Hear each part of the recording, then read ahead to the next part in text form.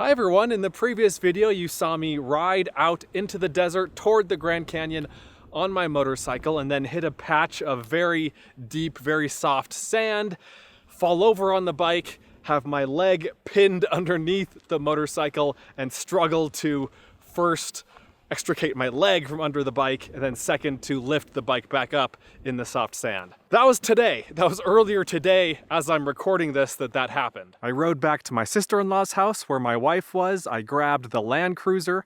I threw all of my motorcycle gear in the back. You can see the bags right there, and licked my wounds for a little bit, and then we are now back on the road. And by lick my wounds, I mean that I took a shower. I was super dusty and dirty, so the shower felt great, and I got some dinner, and I'm now back on the road, and we are at tonight's campsite. I've obviously already set up the rooftop tent and found this great campsite. It's a beautiful late afternoon / evening. I guess it is evening. The sun just set. Look at these views of these flat-topped buttes and mesas off in the distance. Multicolored rock. Great way to end what was kind of an unpleasant day, but all's well that ends well, right? Also, there's a pit in the middle of the campsite with a broken camp chair in it. Don't know what this is about. I've got some more setup to do at camp here. I've got some berries that I just bought that are in the fridge that I'm gonna snack on before I head up into the rooftop tent for the night. I also realized that I don't have any pillows with me on this trip. I just forgot to pack the pillows, so maybe I can stuff this jacket into a t-shirt or something. I don't know. Not a big deal, but anyway, tomorrow morning, first thing in the morning, we're gonna set off driving in that direction to the left of that butte over there, and I'm pretty excited. I've never really been in this area. How do I describe this area? Like I've driven through here. I just drove through the little like Utah, Arizona polygamist towns of, what is it, Hilldale and Colorado City. And Coral Pink Sand Dunes State Park is not too far over in that direction. Zion National Park, I think, is over in that direction. And there's this little pocket of desert right here that I've never really explored, and so that's what we're doing in this video. And again, first thing in the morning, we're going over there.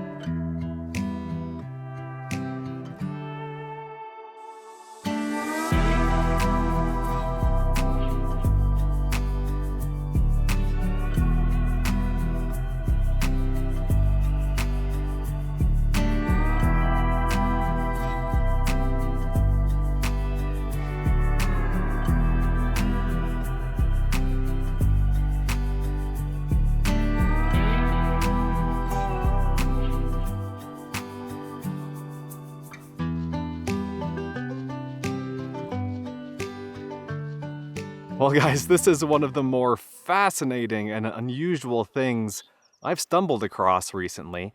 I had no idea this existed until I saw it a couple of weeks ago as I was planning for this trip on Google Maps of all places. So this is known as a couple of things: Warrior's Walk and Indian Walkway. I've seen both of those. And so this is Native American made. No one knows exactly how old this is, or even its purpose. I mean, it's not like they needed something this obvious to cut across the slick rock here. Just a rock pile or two showing the direction would have worked just fine. And you can drive right up to it, but the road is kind of brutal. This was about a 7-mile drive from camp, and it took about an hour to make that drive. Incredibly sandy, one of the sandiest roads I've ever driven, I think. Consistently sandy the entire time. And the farther I got, the narrower it became. And it's definitely more of a side-by-side road, I think, versus a full-size car, full-size truck kind of road, but I made it here in the Land Cruiser, barely, lots of trees coming in from the sides and from above, but we made it. And isn't this remarkable? I saw one thing say that this was between 700 and 1,000 years old, so about the same age as a lot of rock art in this area, so I guess that makes sense.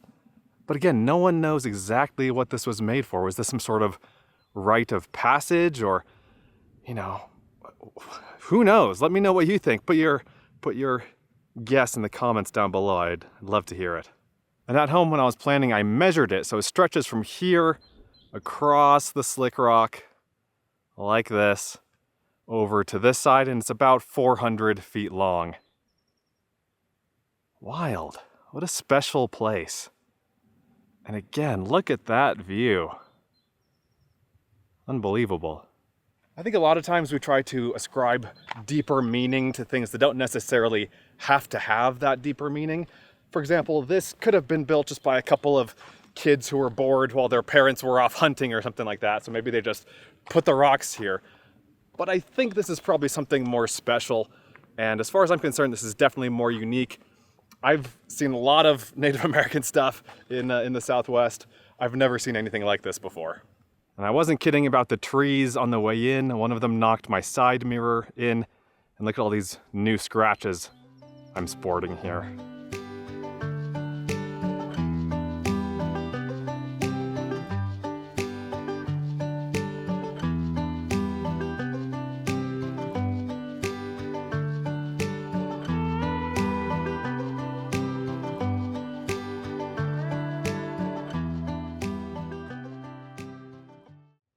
Man, it is slow going on these super sandy and deep sand roads out here. I'm not that far from the Warrior's Walk as the crow flies, but it took me like 45 minutes to get here just because of the deep sand.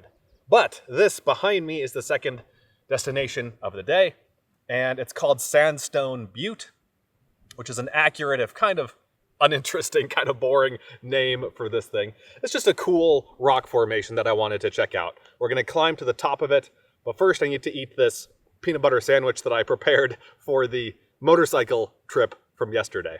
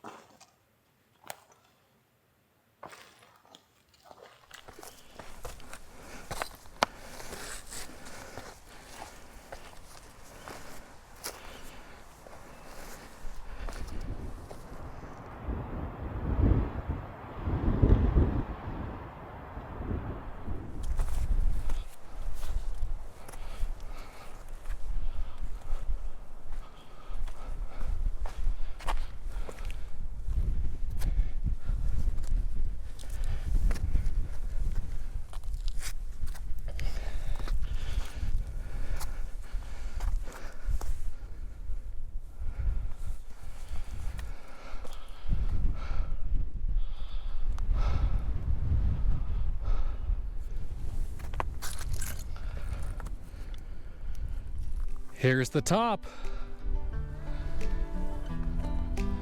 Wow. Beautiful place.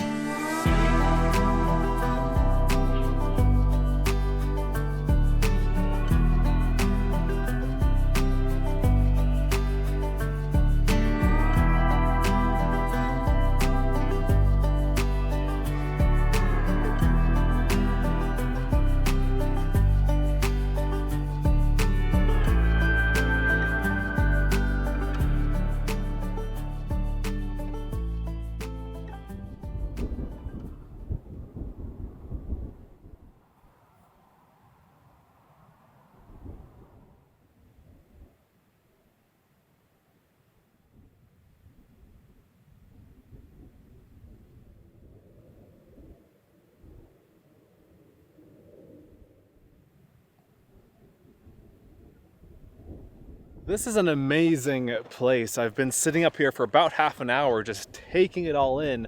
I'm in the middle of what feels like this huge bowl of cliffs and mountains and forests.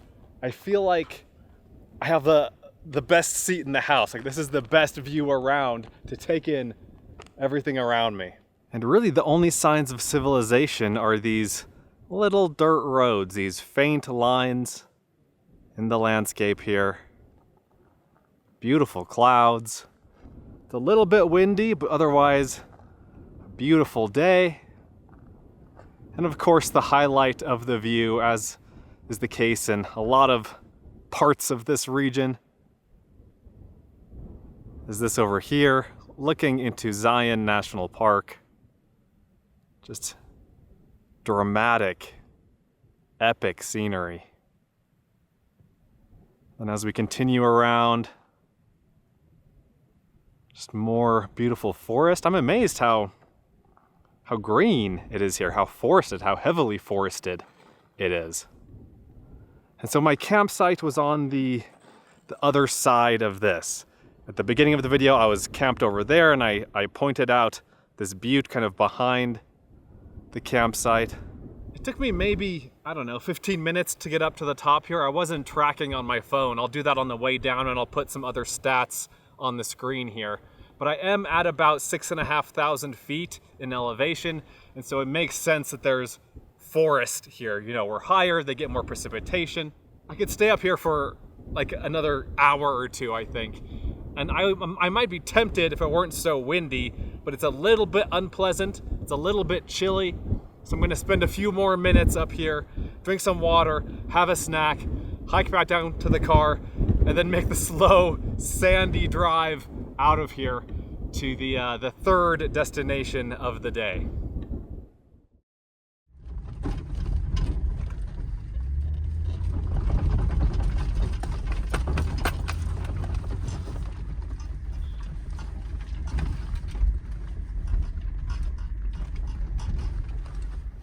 Man, that was another super narrow, winding, and very, very sandy road. I definitely wouldn't come out here without height clearance and four-wheel drive. I mean, just look at how soft and deep the sand is. Anyway, we are at yet another trailhead. This is South Fork Indian Canyon trailhead. We're gonna go see some really remarkable pictographs. I like how this sign here explains it. Between the founding of Florence and Venice, that's from 62 BC to AD 452, a people painted on the cliffs below. The sign of the trailhead here says that the trail is about 1.5 miles round trip, but I remember reading something else online that said it's like half that or even less. So either way, not a very long trail. Shouldn't take us too long to get there. But man, it is gorgeous out here. It's hard to beat the colors in this part of the world. You've got the deep green of the trees, the brilliant blue of the sky, and then of course the orange, tan, red, purple of the rock. It's so cool.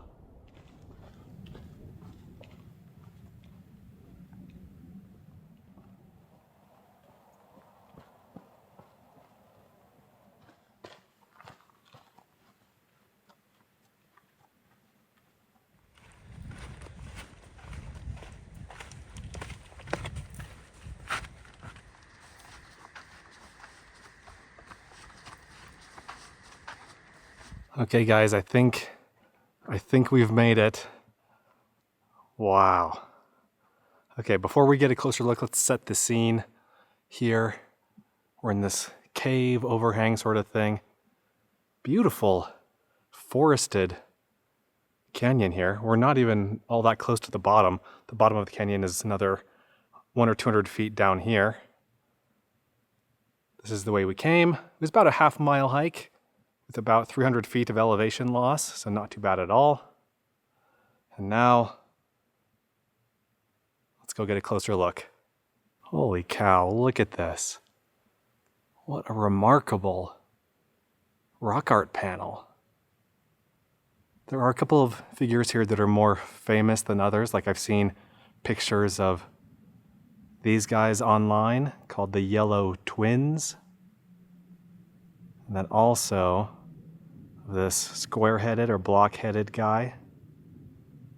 But there's so much more than that. I thought it would be just a few figures, but you've got these guys up here, this trio here. Actually, it's more than a trio. The more I look, the more I see. Those heads extend all the way across the wall.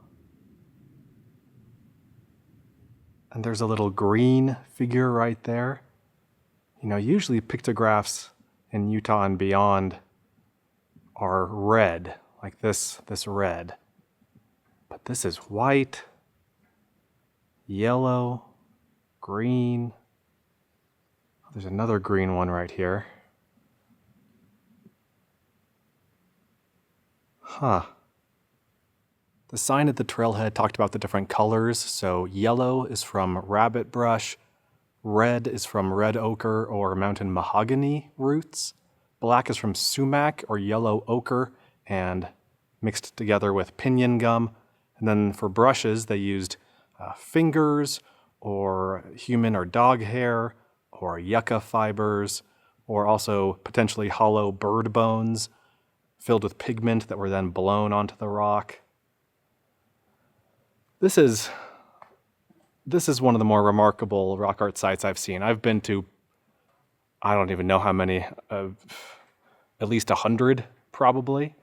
And this is probably the top 5 I've ever seen.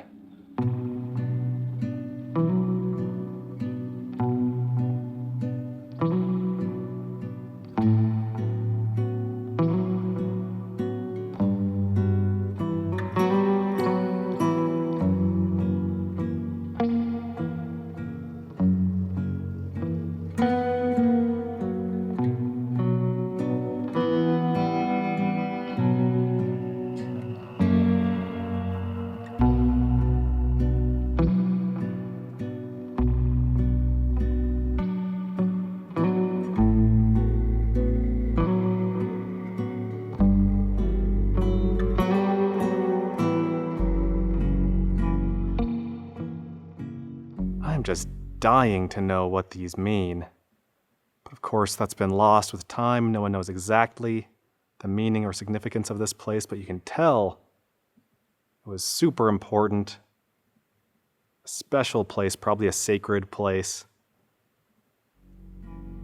Just incredible.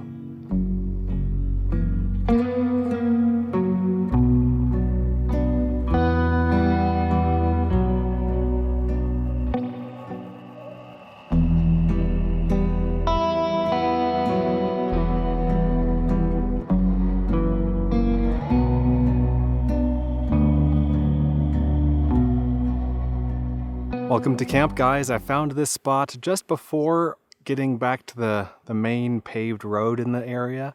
The main paved road is only a few hundred feet over in this direction. And this campsite is huge. You could fit about 1 million of my cars here. But it's good enough for the night, except that I'm not actually going to be camping here. It's 3 o'clock right now, and I'm set to go play miniature golf with my wife and my wife's sister and her husband later today in St. George. So I have some driving to do over in this direction, so we're gonna make this kind of quick, but what a fun day. And man, that last stop, those pictographs and that trail even, the trail to and from the pictographs was a cool little trail in its own right. Just really, really enjoyed it. I think a lot of people don't really think about this area. I think it's almost flyover country. People are either going to Zion National Park over there or the Grand Canyon over there. And apart from Coral Pink Sand Dunes State Park, which is just over here and is a neat place, I've been there before, so I didn't want to go there today. Apart from that, people just go through here, or not even through here, just like past here on the main highway that's over there. But that's kind of the neat thing about southern Utah. It's all so beautiful and so interesting. There's so much to see and do here. Even in places that are lesser known or like unknown, you can still find beautiful, beautiful things and interesting stuff to explore. This part of the state reminds me of southeastern Utah. So I'm in southwestern Utah right now, but this reminds me of Cedar Mesa in southeastern Utah, kind of by Natural Bridges National Monument. If you've been there. We're talking south of Moab. Again, higher elevation, beautiful forested areas, lots of red rock, lots of neat stuff to see and do. What a cool place. And I hope you guys enjoyed it. Hope you enjoyed the video. Thanks for watching. Let me know what you think. Let me know if you've been here, if you've been to this little region of southern Utah. And let me know what you thought. Let me know what else I can see and do the next time I'm here, because I would like to come back here. Every time I go to a place, I mark down new things to see and do, new spots to add to my to-do list. So it's just kind of an ever-growing list, but I always love to hear input from you guys. So thanks again for watching. I've got some mini golf to get to, so I'll see you in the next one.